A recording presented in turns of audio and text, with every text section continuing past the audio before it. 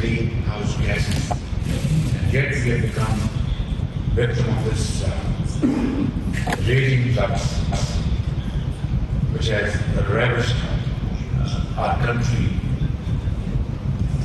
which can't be explained enough in words. Ladies and gentlemen, therefore it's very important that no other country should become victim of this climate-induced floods. We have suffered, we have become victim of it for no rhyme or reason, no further cause. Now it's high time for this August Assembly to consider factually and go to the depth of this situation and find out why we should people in other countries to become victim of this situation which happened to us. Today we're still going through the phase of relief and rescue, and stagnating water is a very big threat to the health of our people, our children, our mothers, our daughters, and millions of people who are marooned by water. And health, obviously, is a big challenge for us. So we need to look after these millions of people who are exposed to serious diseases like malaria and many other life-threatening diseases. So what I'm saying is that this is a situation, is a postcard from the edge of vulnerability.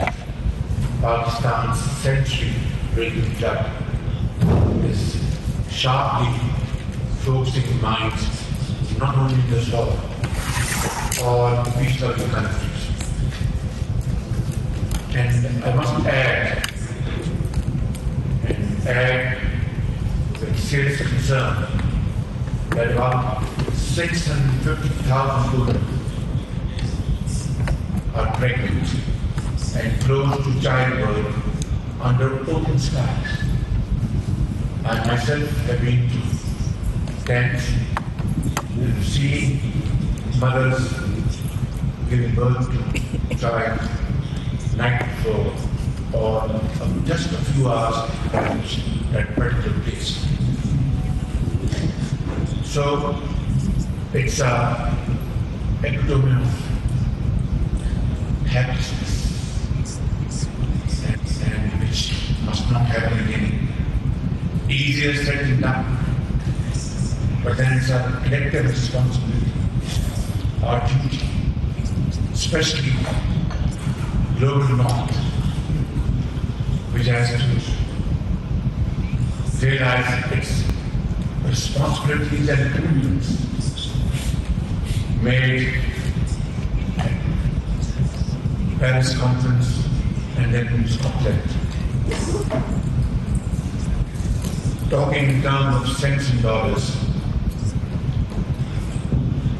there was a commitment of $100 billion. How much out of this commitment has been realized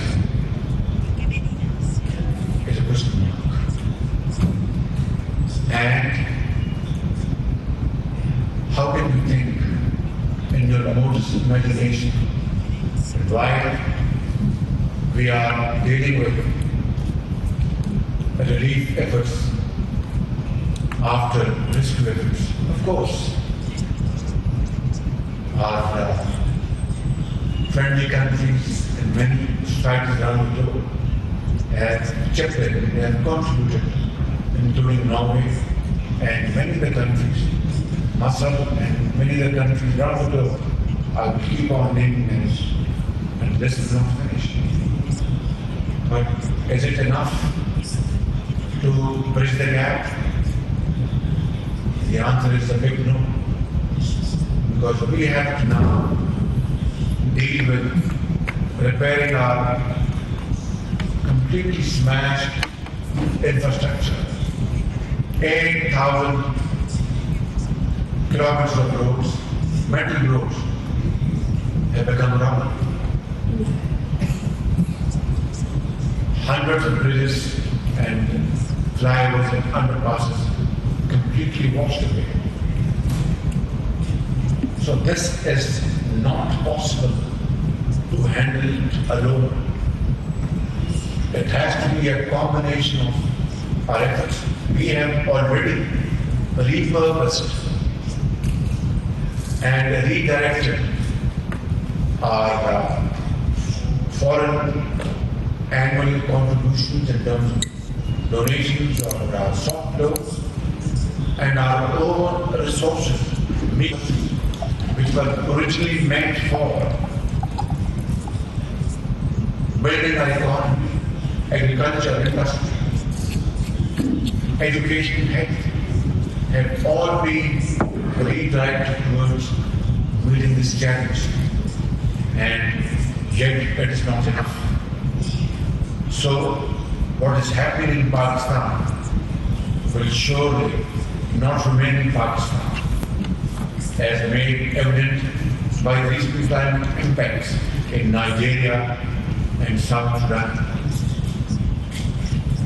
These widespread impacts showcase the globalization of climate change, which will undoubtedly require a collective approach to help the most vulnerable adapt. Pakistan is acutely aware of the impact climate change can have on the lives and choices of the marginalized, the disabled, the poor, and the socially excluded. We already have the working infrastructure for one of our most efficient social security program in the world, called the late former Prime Minister Benazir Bhutto, after her name, Benazir Income Support Program, which was immediately operationalized to transfer response needs directly to impacted populations. Our largest adaptation program, the Living Indus Initiative, will cut across the entire country like the great river that has fed and sustained Pakistan for centuries. And this initiative, Indus Initiative, will cut across the entire country like the great river that has fed and sustained Pakistan for centuries. And this initiative will intervene in 25 areas to include communities in flood management and detoxification of the rivers. Ladies and gentlemen, we urgently need to put our resources in lost livelihoods and income streams, build climate resilience infrastructure, conduct climate risk and vulnerability assessment, and put in place multi-health warning systems. To make sure that no one is left behind, climate finance is integral to inclusive, adaptive, and resilient recovery in climate-devastated global south. Financing will be a crucial element in Pakistan's climate action journey and implementation of NDCs. COP27 is an option to capitalize the adaptation fund and introduce agility and speed in countries that need to build resilience, simplify long-term climate prevention instruments that are badly needed capacity deficits in the developing countries right now. The task is Herculean, and we are racing against time. Yet, alhamdulillah, we are resilient people but we cannot do it alone. This call comes at a pivotal time for humanity. We must address climate change impacts with the urgency that it's required.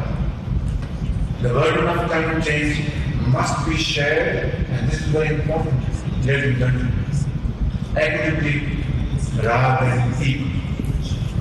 Building adaptive capacity for developing countries and vulnerable communities must no longer be a matter of charity. That's very important. It is about climate justice and fair play. This is an opportunity for us to seize the moment and secure the future of the most vulnerable population of the world. And I thank you and would like to appreciate your coming in this behalf. God bless you.